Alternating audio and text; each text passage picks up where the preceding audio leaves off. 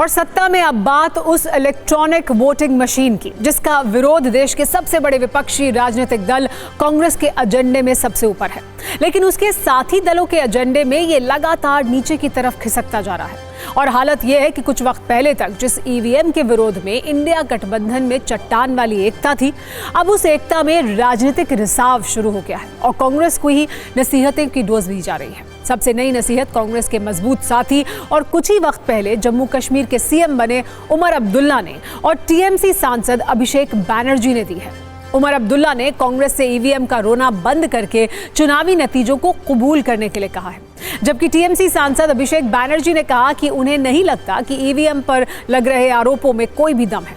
अभिषेक बैनर्जी के बयान को इस स्वरूप में भी देखा जा सकता है कि कांग्रेस और टीएमसी के रिश्ते अक्सर खट्टे मीठे रहते हैं, लेकिन उमर अब्दुल्ला ने तो जम्मू कश्मीर में कांग्रेस के साथ मिलकर चुनाव लड़ा, कांग्रेस के समर्थन से सीएम बने, फिर भी उन्होंने कांग्रेस को नसीहत देने में काफी कड़े शब्दों का इस्तेमाल किया।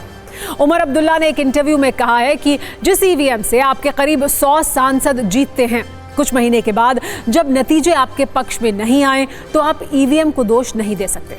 एक बार सुनिए उमर अब्दुल्ला ने इस पर और क्या-क्या कहा। I have no problem with you making an issue out of the EVMs, so long as you do it also when you win. The EVMs can't only be a problem when you lose the election, because they're the same EVMs. So when you get 100 plus members of parliament using the same EVMs and you celebrate that as sort of a victory for your party, you can't then a few months later turn around and say, well, actually, hang on, we don't like these EVMs because now the election results aren't going the way we would like them to. If you have problems with the EVMs, then you should be consistent in those problems. And the thing is, how can you have a problem with EVMs and then continue to fight elections? If you don't trust the machines, then you shouldn't be fighting. So you can't say, look, I don't trust the machines, but I'm going to fight, and if I win, then I'll keep quiet. Okay. But if I lose, then something's wrong with the machines. I lost. I keep reminding you. I lost in earlier in this year. I never blamed the machines. Yeah. I won. It wasn't down to the machines. It's the voters. One day they vote for you, the next day they don't.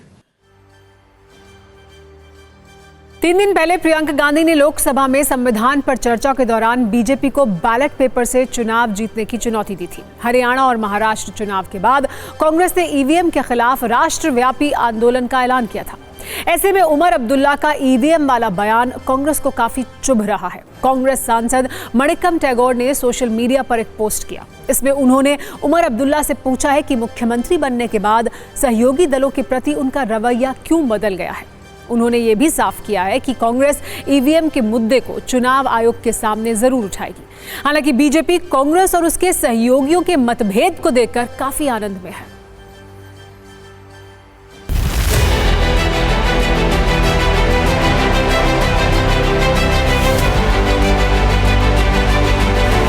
हमारा साथी अखिलेश जी और साथी पवार साहब, साथी ठाकरे साहब, सारे लोगों का ईवीएम का ऊपर उनका नजरिया अलग है। हम हमारा दोस्तों का नजरिया का रिस्पेक्ट करते हैं, बट वो नजरिया हमारा नजरिया नहीं है। कम से कम इंडी गठबंधन के लोग जब कांग्रेस को ये चीज़ कहते हैं, they should try to realise it. मुझे लगता है हम जब बोलते हैं उसको तो समझ में नहीं आता है। अभी तो इनका अलाइज ही बोल रहे हैं।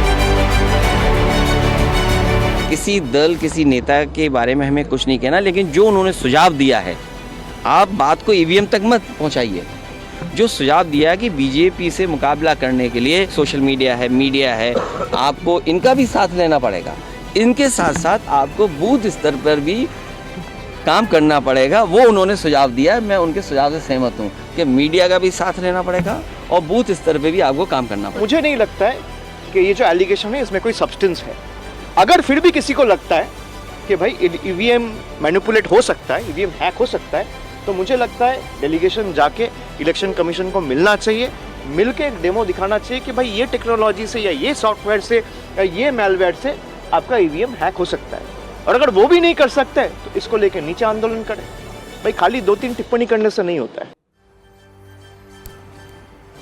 क्या कांग्रेस पार्टी इंडिया गठबंधन में अलग थलग पड़ती जा रही है? ये सवाल इसलिए उठे क्योंकि पहले अडानी के मुद्दे पर संसद में समाजवादी पार्टी और टीएमसी ने साथ छोड़ दिया, फिर इंडिया गठबंधन के नेतृत्व करने के मुद्दे पर समाजवादी पार्टी और आरजेडी दोनों ममता बनर्जी के साथ खड़े हो गए, और अब ईवीएम के मुद्दे पर जम्मू कश्मीर के मुख्यमंत्री उमर अब्दुल्ला और टीएमसी सांसद अभिषेक बैनर्जी ने नसीहत दे दी है। वैसे अलग अलग राजनीतिक दलों में मुद्दों पर मतभेद होते हैं, ये कोई बड़ी बात नहीं है, लेकिन गठबंधन के साथी दल अगर मूल मुद्दों पर इस तरह से टकराएंगे तो गठबंधन की मजबूती पर सवाल तो फिर उठेंगे ही।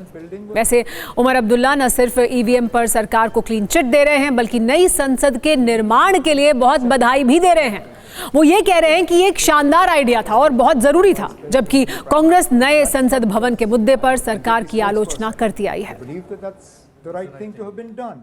In the car, I was talking to colleagues of mine and saying, look, contrary to what everybody else believes, I think that what's happening with this Central Vista project in Delhi is a damn good thing.